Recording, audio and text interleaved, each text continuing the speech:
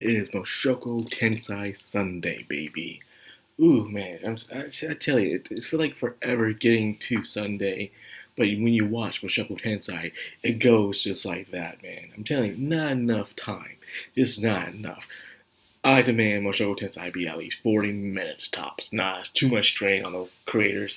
They're already doing an amazing job with this glorious of an anime, which it is. Anyways, in past videos, I always told people about the true dangers of the Mana Calamity event, the teleportation incident, how many people aren't truly aware of how dangerous this event happened. So many terrible things. First, I said how everything in the Vitoria region is gone, down to grass, to the trees, to the buildings, to the bugs, to the animals, to the plants, all that stuff. It is gone, completely gone. And not only that, it teleported in random places. Now, people are like, okay, you're on this land, you're on that land. That's what people were thinking at first. People are actually just thinking that. But no, showing what happened to Lilia and Aisha was just a little taste of the dangers of the Mana Calamity. They were teleported in the ocean, and luckily they weren't that deep into the ocean or where any dangerous creatures were. Remember when Rudius and Eris were trying to go to the beach and they were planning to go for a swim, and Ridgewood was like, "Don't go out there; there's filled with a bunch of dangerous creatures." Imagine they were teleporting that place. I bet some were. So many people teleport in different places, labyrinths, caves, kingdoms having war. There's so much teleporting even in between surfaces, walls, volcanoes, in the sky, in a creature's nest that eats on flesh. So many things that happen where people teleport in just in terrible ways. So many are like many have died, but so many are still missing to this day. It was a very tragic and terrible incident since the Great Evasion that happened so many years ago. So, anyways, enough of that, me just pondering on that very intriguing piece of information. Let's get on to the main point of the story. It shows, pretty much the opening shows how Lilia was carrying Aisha and finding a place for them to stay, and them meeting Pax. It's a good thing Roxy was still there. But she wasn't, of course, so they were locked up in a cage and were used as bait to lure Roxy in, even though Roxy has no way of knowing how to get to them because Pax is a complete and total idiot. And yes, last week people were saying how Pax is the worst character in the anime. I guess you could say he's one of them. He's not the completely worst character in the anime or the novel. I just want to say that he's just the kid that's just. He's one of those kids where everyone has no expectations of him, they act out terribly, and he just has power. So yes, he is so terrible, but he's not the worst person we've seen in the anime so far. Worst person we have seen in the anime so far is the fat bald guy who saw to Eris' grandfather's execution, Darius. He's the worst guy in the entire anime. Yes, he only had a couple of seconds to show himself, but trust me, he is the worst guy in the anime so far. Nothing compared to what he did. Well, anyways, what I want to talk about next is the thing with Rudius and his future best friend, Zenoba. Yes, everybody, Zenoba. You think he'll just be, this character is too crazy just to not to show up again later on down the road. But seeing how interesting he is, he's a dude with a one-track mind. In a way, he is like Pax, but more narrow-minded. All he cares about the things that he wants. Even traded in his only guard, which was Ginger, in for a figurine for Pax. And it turns out Pax was keeping all people's families hostages. Like, jeez, what's up with this guy? In order to have guards because no one likes him. He's just a terrible, spoiled brat. But we have Zonova, who has his own terrible things that he's also done. Where it always was explained by Aisha by at the age of 3, or was it the other way around, where he killed his brother at the age of 3, where he ripped off the head of one of his younger brothers at a young age, killed them. Just ripped their heads off. It's not like he did I'm not sure he did it on purpose or whatever, but I think it was to see if he was cute. He probably thought the baby was cute like a doll, so he ripped the head off. You don't want to see that. Very disturbing. But anyways, this dude gets into the degree of otakuism. He starts explaining the fine details of the Roxy figurine, showing how amazing it is, how Roxy has 3 arms, because the way Rudy is designing the thing, he says is perfect. And now that I'm getting close up look to it, this figurine is indeed perfect. It is not perfect, but it's just amazing, And speaking of Roxy, there's so many figurines. Right when one dropped, another one is already coming out.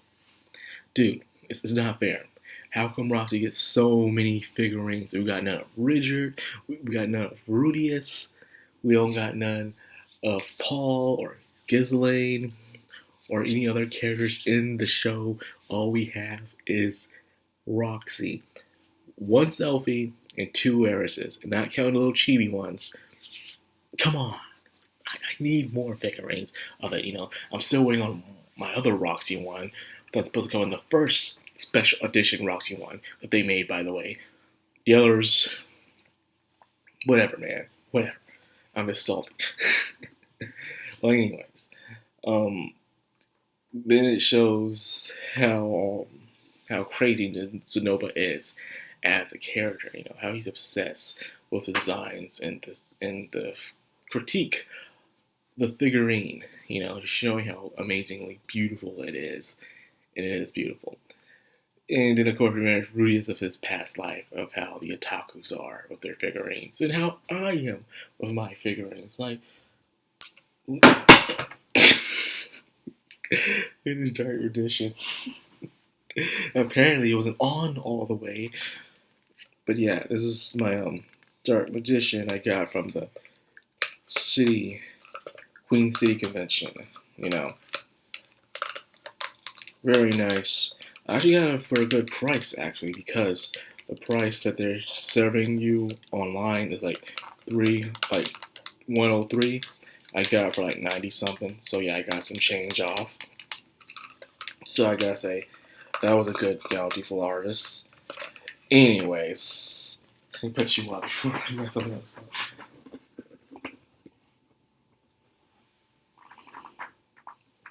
Okay, that's done.